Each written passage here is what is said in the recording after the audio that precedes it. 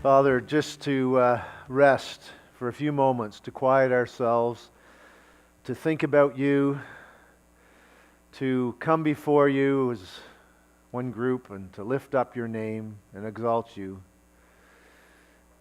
Lord, we sang earlier, awake and alive. Lord, we want to know your presence with us, that you would be awaken and bring us to life spiritually, and as we get to know you better, work in our lives and in our hearts. And as we read your word this morning, just bring it to life that would impact and change and move us. In the name of Jesus we pray. Amen. You may be seated. So we're in a series we've called The Physics of Faith. The Physics of Faith. It's really a series about faith, and faith is very, very important to God, and in your Christian walk, faith is crucial. And so last week we talked about seeing the invisible, the whole concept of God being the author of light, and even though we can't see God, we know God is there, and God, we talked about, even left his signature in the idea of light, in the qualities of light. This week I want to talk to you about another aspect of faith. It's about believing the impossible. Believing, and that takes faith, right? Because if something's impossible, you say, it can't be. And yet to believe it would take a step of faith. You say, well, that's a Christian thing to say, isn't it? Well, it's also a scientific thing to say. Think about this. And this is where I want to introduce you to a guy named James Stewart Bell. Maybe you've heard about it. He's a physicist from, worked over in Switzerland for a nuclear research group, and he came up with what's known as Bell's Theorem.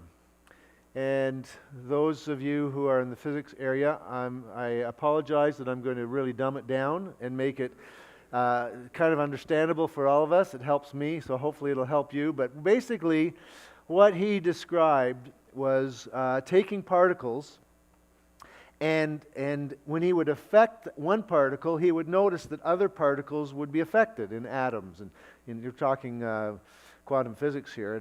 And so putting energy into one would affect another one. And he talked about the connectedness. And that wasn't really new. They knew that there was this local connection between atoms. And but what he found was interesting is that when he separated those by a great distance, and then affected one, it still affected the other. And they thought, wow, that's significant. But what if you were to take something, a particle, and transfer it a light year away, this is theoretically, and you take one of those connected particles, and is it possible it would still affect it? And so they did experimentations, and they found that it did affect particles, even when, and it was immediate. And it's like, how can that be? Light couldn't have traveled that fast to even communicate between the two particles, and nothing can travel faster than light. So how could these two particles communicate, and how can affecting one affect the other one? It makes no sense. And the science community got really excited about this, and they were geeking out about it all. And Einstein himself called this really spooky, like, how can it be? Another one said, Bell has redefined impossible. And so as I thought about that little phrase, redefined impossible, because that's exactly what Jesus did too. He redefined impossible when he said this, with man, this is impossible, but with God, all things are possible. You see, when you bring in the God factor, it changes everything. What was impossible before now is possible. In fact, all things are possible when you're talking about an infinite God. Well, that's easy to say, Jesus. Well, prove it. Prove it. And so he did. And in his lifetime, he did many surprising things. He interrupted weather patterns. He changed the molecular structure of water. He hardwired a blind man's brain by installing synapses between the optical nerve and the visual cortex of his brain. In other words, he healed a blind man. Right? He walked on water. He walked through walls. He turned energy into matter. He made the deaf hear and the blind see, the lame walk. He raised people from death. And then he himself rose from the dead. He proved it. He redefined impossible. And it's a pretty impressive resume when you look at it. And yet we think, yeah, okay, maybe it was a long time ago, and what does that have to do with me today? Well, here's what it has to do with you. Because Jesus then went on to say this. In John 14, he says, very truly, in other words, you're not going to believe this, but I want you to get this. It's really true. Very truly, I tell you.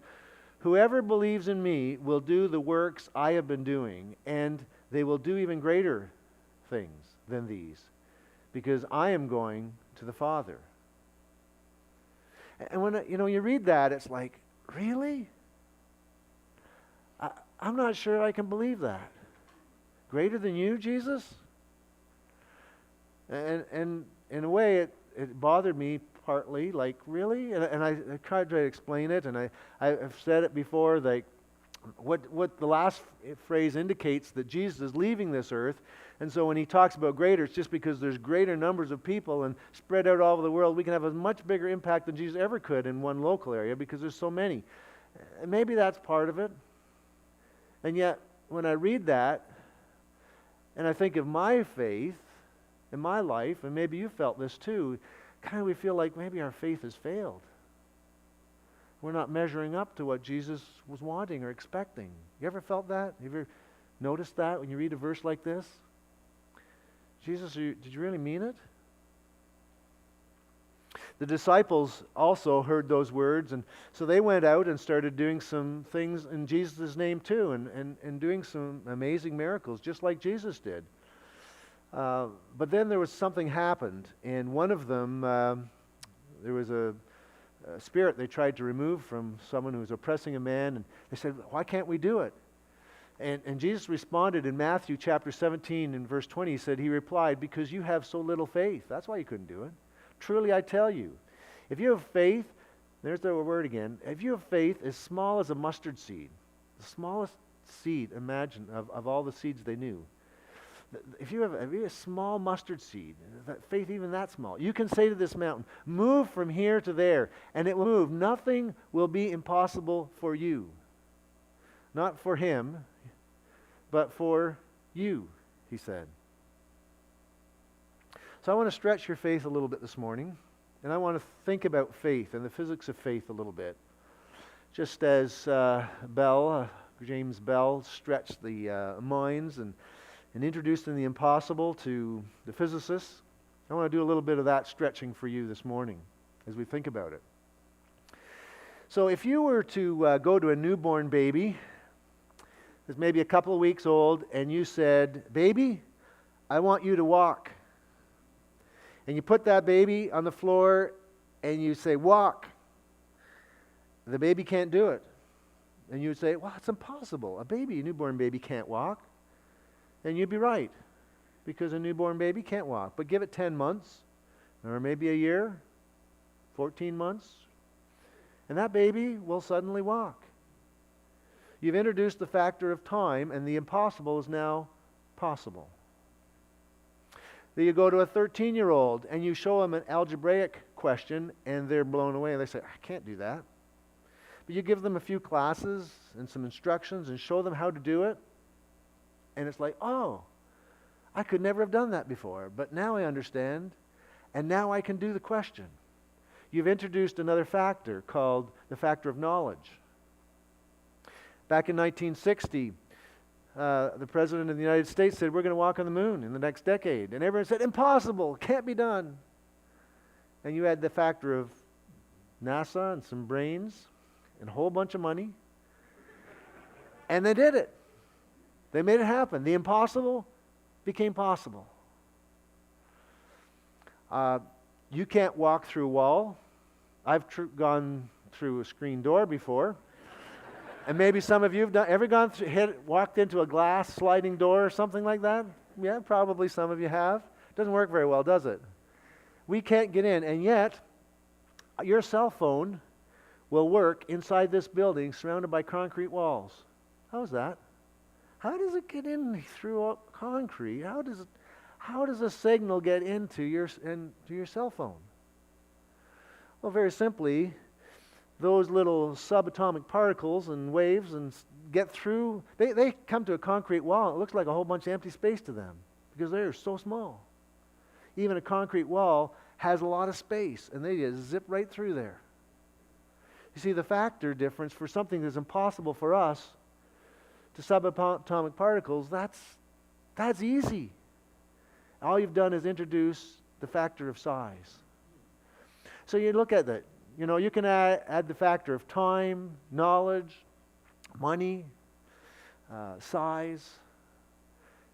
And it changes the impossible to possible.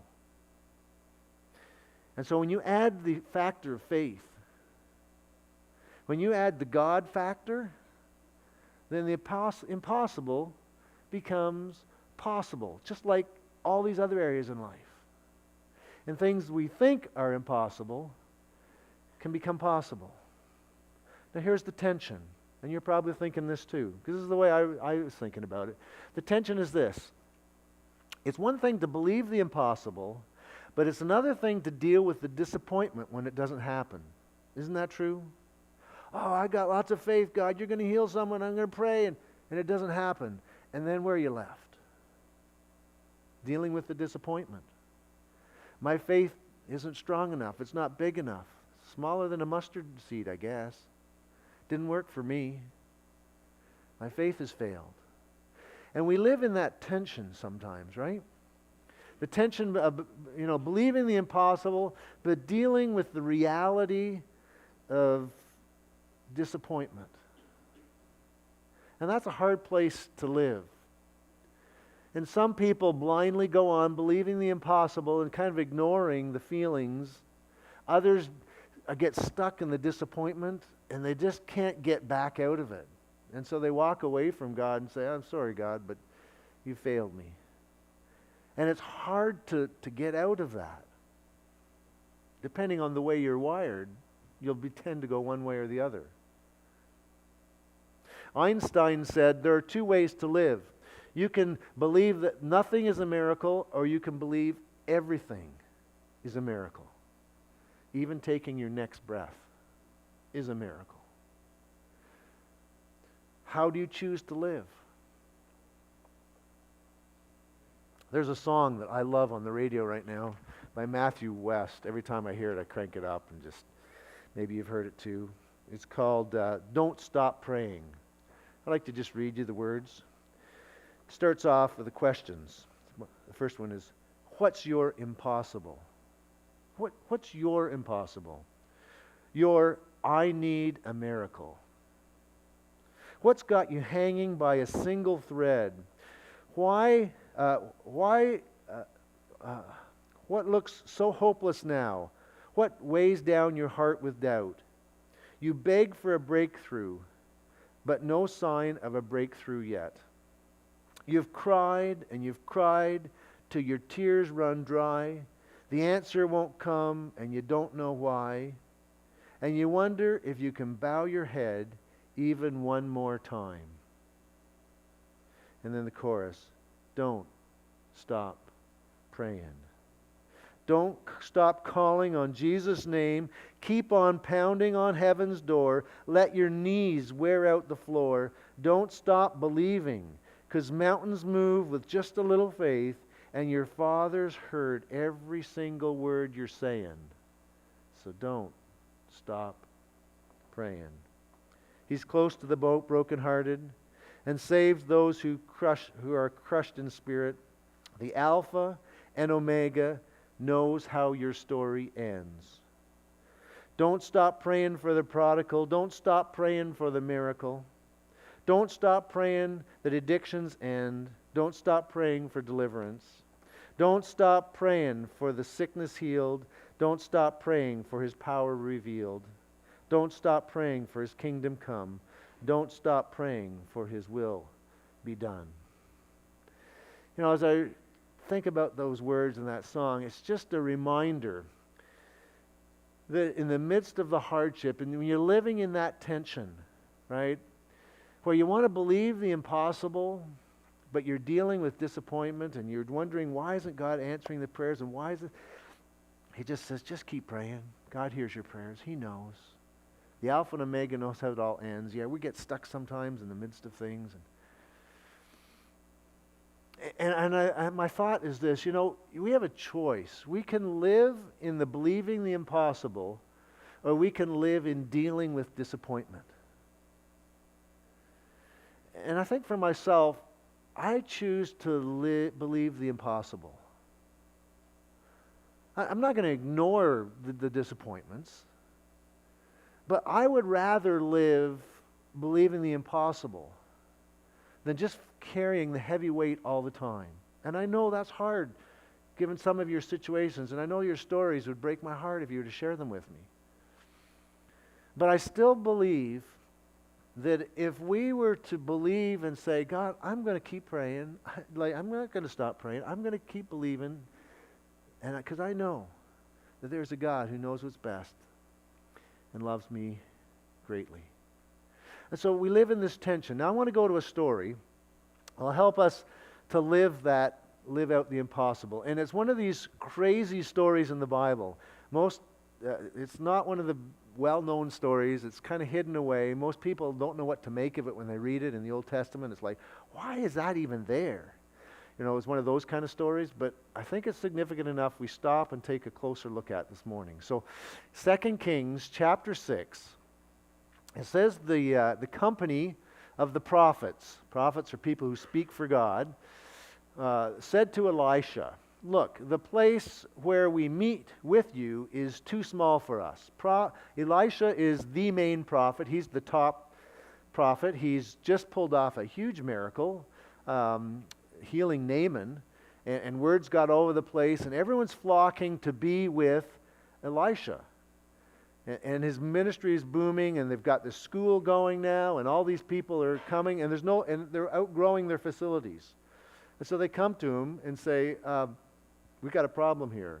This place is too small. So they come up with a solution. In the next verse it says, let's go to the Jordan where each of us can get some lumber, and let us build a place there for us to meet.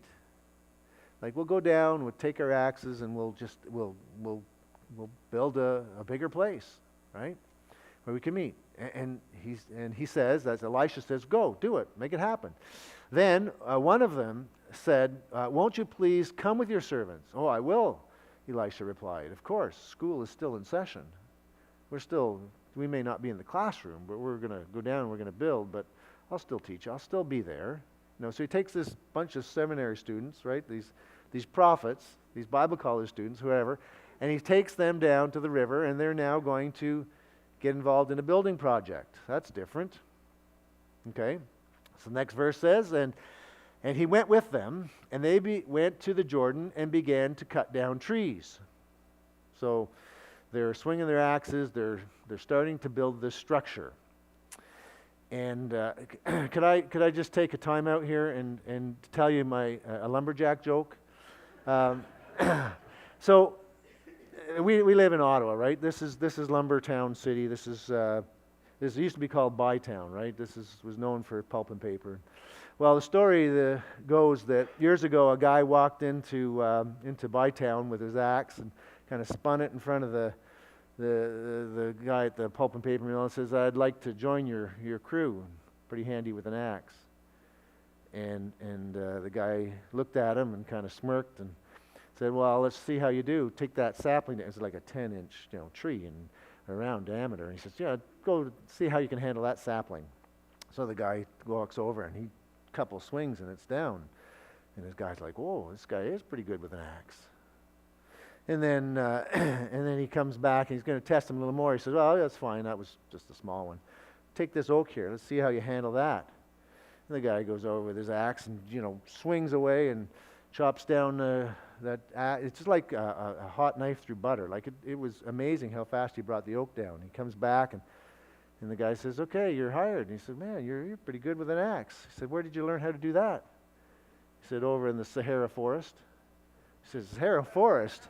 I never heard of I heard of the Sahara Desert. He said, well, that's what it used to be called. So now you know. Well, okay, so anyway, these guys are all down there. They're swinging their axe, they're chopping their trees, they're bringing the trees down. Okay, it's all happening down there by the water. And then it says in the next verse, as one of them was cutting down a tree, the iron axe head fell into the water. Oh no, my Lord, he cried out. It was borrowed. I am in serious trouble. And it's like, I borrowed this axe and I have ruined it. And there's no home hardware that I can run down and buy a new one. My sarcastic comment would be, yeah, you better keep your day job, bud. There, and it's not, this switch to axe thing may not be for you. Anyway, but that's not what Elijah's thinking, fortunately. And so he says it was borrowed. Is borrowed. In past tense, it's like, it's gone. It is borrowed. It's gone now. So the assumption, his thinking is, it's gone, and I'm in deep trouble. Now, just to clarify, since we're talking about physics here, let's do a little physics here on an axe head. Did you know that the density of cast iron is 7.2 grams per cubic centimeter?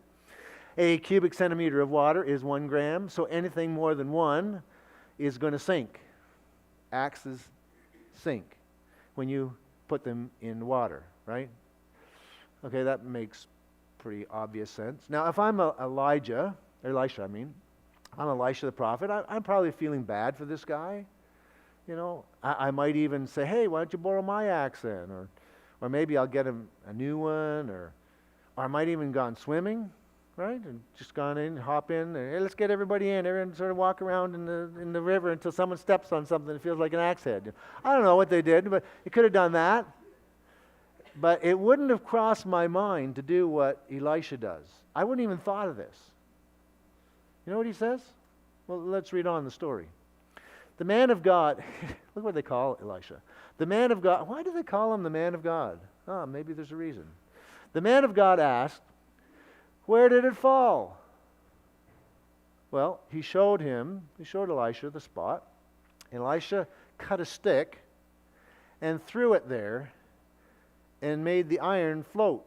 So he threw a stick in the water and the iron floated up and stuck to it. And they sat there with their mouths open like, what? I've never seen that before. How do you explain that with physics? It doesn't make sense. It's impossible. Axe heads don't float. Next verse says, lift it out, he said. And the man reached out his hand and took it and witnessed the impossible. You say, why did you read that story? It's the same thing when you read through the 2 Kings. You're thinking, why is that in there? Really? What's the point? Well, there's a few things I'd like to say about it.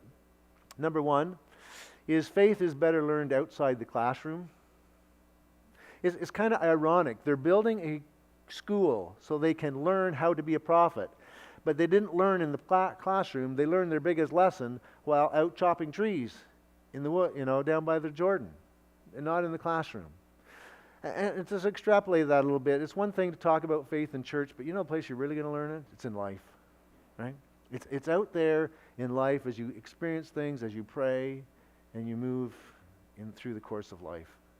Because miracles are not something to be learned in a classroom, but something that need to be experienced. They can't be planned. They are simply believed. And when they happen. So I just thought the irony of this lesson they learn wasn't even in the classroom. The second thing is to an infinite God, there is no big and small. My thinking on this is like that seems like a rather irrelevant kind of miracle. Like, why, God, did you even waste your time? It's not like a yacht sunk. This was just an axe head. I mean, really? An axe head, that's it. Why did you waste your power and your time doing an axe head trick? Really? What's going on here? It's like the first miracle of Jesus, turning water to wine. I've sort of wondered, why did Jesus, well, it wasn't even scripted. He wasn't planning to do that. His mother came along and forced him. You can read it in John chapter 2, the story. But it's like, why did you choose that for your first miracle? There's so many needs in the world. There's starving people. There's sick people. And your saving face is somebody who didn't order enough wine for the wedding, or some guy who doesn't know what he's doing, swinging an axe, and there's more important things to do in the world, isn't there, Jesus? At least this is my kind of thinking, and I don't know if you think that way, but to God, it's not about big and small. It's not about hard and easy. It's not about what's the difficult thing here and what's not difficult. What can God do? There's no possible and impossible, right? To God, all things are possible. It's easy and hard is the same, right? Another thought, I was thinking about this seminary guy. I was thinking, he's all distraught about losing the axe head, and I'm thinking, buddy, if that's the worst thing that happened in your life, you've had a pretty sheltered life, right? And maybe you respond that way. But no matter how you respond to this story, you have to realize that there is a big God. And nothing's too difficult. And He even cares about the little things. It says in Jeremiah realized this when he wrote these words. Jeremiah 32:17, sovereign Lord, you have made the heavens and the earth by your great power and outstretched arm. That's pretty big things. But nothing is too hard for you. He recognized there is nothing God couldn't do. There's no impossible. There's no degrees of difficulty with God. And so your prayer request, you might think, oh, that's just a small thing. I need a small miracle. Well, no, it's no. To God, it's just a miracle. It's just something He can do. No possible and impossible when it comes to a finite God, an infinite God. This is interesting too. I was thinking about, one thing I like about church work and working in the church is the whole area of finances. We rarely even mention money. We don't take up an offering on Sunday mornings. Kind of unusual church maybe that way. We don't make a big deal of it. We put some boxes at the back door. The most people when they come, they don't even know they're there. How do you, the people can put stuff in, and I know most of you do it online, which is grateful. But it's kind of like faith. We're trying to we support this church and what's going on here by faith that God will supply, and we have means and we have ways to help with that, but we haven't made a big deal. And I just got the financial statements recently, and it was pretty cool to see, because I saw that we're in the black this year, and that all of our expenses we've accumulated, we've actually brought in about $2,000 more than we've spent. And that makes me smile. It's like, yeah, God, thank you. Don't have to worry about it. You're such a good God. And it's about living by faith and saying, God, we just trust you supply. Because we don't have products we're selling. We're not doing some marketing stuff. We're just saying, God, we believe you're going to move in the hearts of your people, and we're just going to rely on their generosity because they believe in what we're doing here. And it's like, it's a cool way to live, and it's, for me to function in that kind of environment is very, very, it's a big honor. So thank you for your giving and for being a part of that, because living by faith is an exciting way to live. It's not always the easiest way to live, but it can be very exciting.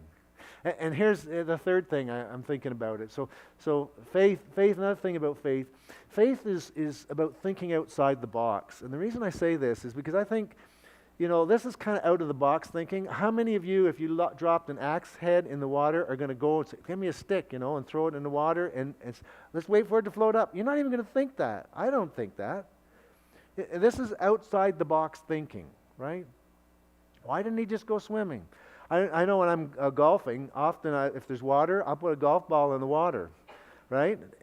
And you can bet I'm going to go down and look for it in the water, and if I can see it. I remember once even taking a shoe off and the sock and rolling up my pant leg just so I could get out far enough to bring the ball back and get it, and it's only a golf ball. I had 10 more of them in my bag, and I still wanted that golf ball. It's like, I didn't just throw a club in the water and expect the golf ball to float up to it. I don't think that way. And Joshua, he's out in a battle. This would be like 600 years before this event took place. He's out fighting a battle, and he prays and said, God, can you make the sun stand still for a few hours? Like, where does he come up with that stuff? I mean, that praying is way bigger than my I don't think that way. That's outside the box kind of thinking, right? Do you ever pray that way? Do you ever have a little bit bigger faith, or are we thinking too small sometimes? I love the story of George Danzig. George, you know his story? I'm not sure you've heard his story. His story has been used in a number of movies. Even like Good Will Hunting, if you ever remember the intro in that movie, they kind of took his story and adapted it into their movies because it's such a cool story. But the true story behind it all was George Danzig back in the 1930s. He's a Jewish guy, a student. He went to University of California, Berkeley, and he goes to class. He shows up late one day to class, and he sees these two problems on the board. He assumes this is his homework. And the prof finishes the lecture, and he copies down the two questions off the board, and he spends that week trying to figure out these questions, and they're hard. It takes him all week. He's up at night, and he's working on these two questions. He finally gets them solved, and he brings them in next week, hands them in to the professor, and there's kind of a sigh, like, oh, that was tough. And the professor kind of looks at him, and anyway, a couple days later, the professor knocks on his door and has the papers in his hand and said, these yours? He said, yeah. That was my homework. I said, homework? Those were two impossible questions I put on the board to show an example of things that mathematicians have been working and puzzling over for years and never been able to solve. And you solved both of them in a week. How did you do that? And anyway, they hired him, and he became a math. Said, you don't belong as a student here. He became an outstanding math professor at Stanford University. Anyway, so it's just one of those cool stories. But he said something interesting. He said, if someone had told me those were impossible, I would never even tried to solve them. I thought they were my homework. I wonder if we thought more that way. Like, if we said, hey, we got a big God. He can do great things. He's bigger than we even thought or imagined. Imagine if we have that big a God, I wonder if it would change the way we thought, the way we prayed, the way we dreamed. Albert Einstein said this. He said, common sense is the collection of prejudices acquired by the age of 18. He obviously wasn't a fan of common sense. He was a big thinker, a big dreamer. Maybe why he accomplished so many things. An outside-the-box thinker. Didn't want to just do what the common people think. I wonder if it would change our faith and our walk with God if we recognized how big God was. And He did not want us to limit ourselves to what we know.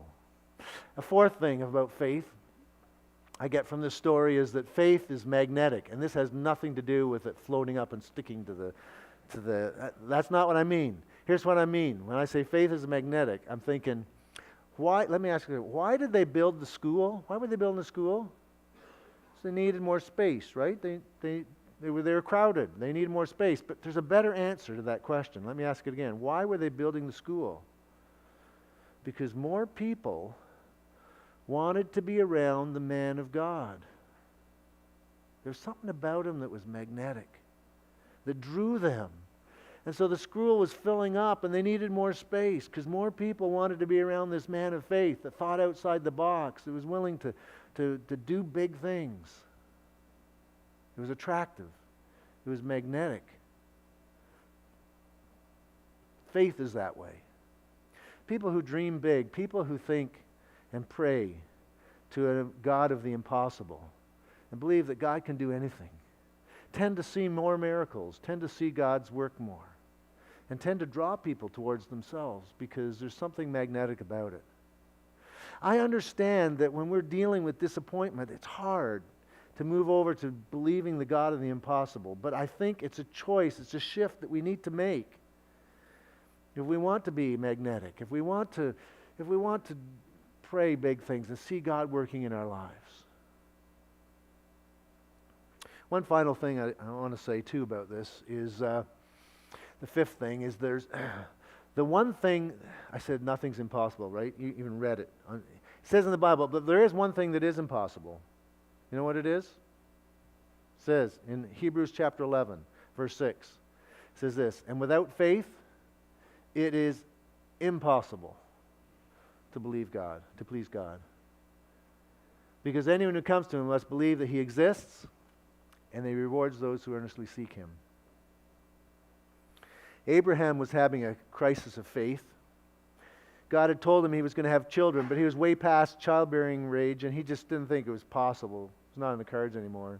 And so he was struggling with that, and God showed up at him one night. He's in his tent, and said, I'm still God. I still promised you that.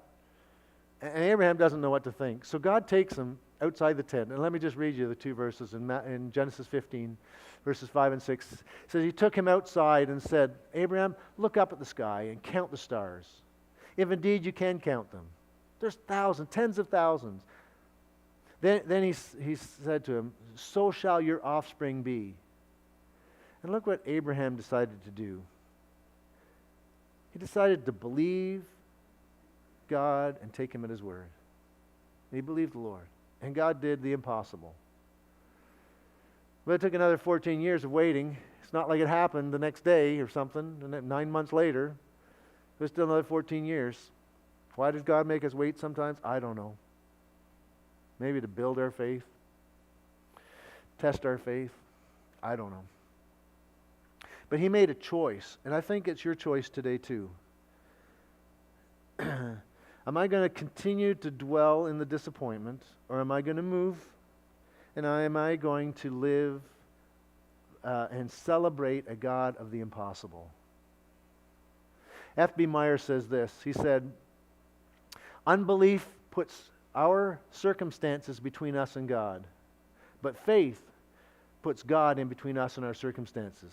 It's like an eclipse. When you stick God in between, you can't even see what's on the other side. The problems, like the circumstances, the difficulties, just get small, because all we see is this big God. Our perspective changes. Our vantage point changes. I love what Lieutenant Colonel William Rankin said, the astronaut. He says, I would love to stand on the moon and look down through 250,000 miles of space and say, there certainly is a beautiful Earth tonight. Yeah, that would be cool, wouldn't it? It just, when you change your vantage points, everything looks different. And it's a choice that we make to, how we deal with what we're facing and what we're dealing with. Let me just close by praying for you. Lord, I just pray for this group of people here, because I know some of them are living in the land of disappointment. It's an easy place to find ourselves in a world filled with sin and hurt and abuses and difficulties. But there is a big God who comes along, a great God that loves us, that cares about us, a God of the impossible. And Lord, I just pray this morning we've got a little bit of a glimpse, a little bit of appreciation for who you are. And God, I pray that you would give us the ability to shift our vantage point, our perspective, so that we see everything as a miracle. We see your hand at work all over the place, and we recognize the God of the impossible. Lord, boost our prayer life. Some people here have quit praying because they've been discouraged. Lord, I just pray you'd speak to their hearts and reinvigorate their prayer life. They would continue to pick that up and to pray to a God who can do the impossible. Nothing's too hard for you. And there's some people that are just trying to figure out this whole thing of faith.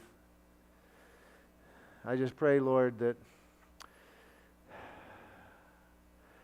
God, we would realize that it's impossible to please you without it. And so we choose to live with big faith, as big as we can muster, because we want to know the God of the impossible in our lives and in our church and in our community. In Jesus' name, amen.